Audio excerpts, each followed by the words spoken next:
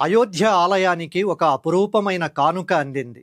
అది 233 క్రితం చేత్తో రాసిన అరుదైన వాల్మీకి రామాయణ రాతప్రతి. కేంద్ర సాంస్కృతిక శాఖ ఈ అద్భుతమైన గ్రంథాన్ని అయోధ్య మ్యూజియానికి అందచేసింది. రామాయణం అంటే కేవలం ఒక కథ కాదు, అది మన జీవన వేదం. దీన్ని మనకు అందించిన మహర్షి ఆదికవి వాల్మీకి. ఆయన నుండి వెలువడిన ప్రతి అక్షరం ఒక మంత్రమయ్యింది. రాముడు ఎలా జీవించాడో, లోకానికి ధర్మం అంటే ఏంటో ఆయన మనకు చూపించాడు. వాల్మీకి లేకపోతే రామాయణం లేదు, రామాయణం లేకపోతే భారతీయ సంస్కృతే లేదు.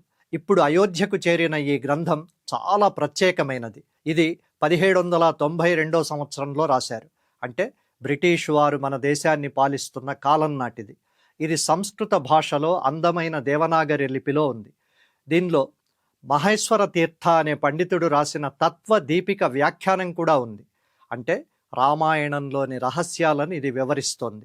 ఇన్నాళ్ళు ఈ గ్రంథం మన దేశ రాజధానిలోని రాష్ట్రపతి భవన్లో భద్రంగా ఉండేది. అక్కడి నుండి ఇప్పుడు రాముడు కొలువైన అయోధ్యకు శాశ్వతంగా చేరుకుంది. అంతర్జాతీయ రామకథ మ్యూజియంలో దీన్ని భక్తుల సందర్శనార్థం ఉంచనున్నారు. ప్రపంచవ్యాప్తంగా ఉన్న భక్తులు, పరిశోధకులు ఇకపై దీన్ని చూడవచ్చు.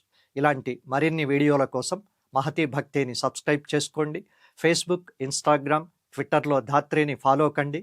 ఇలాంటి లోతైన వ్యాసాల కోసం iDhatri.com వెబ్సైట్ను చూడండి. కామెంట్లలో మీ అభిప్రాయాలను పోస్ట్ చేయండి.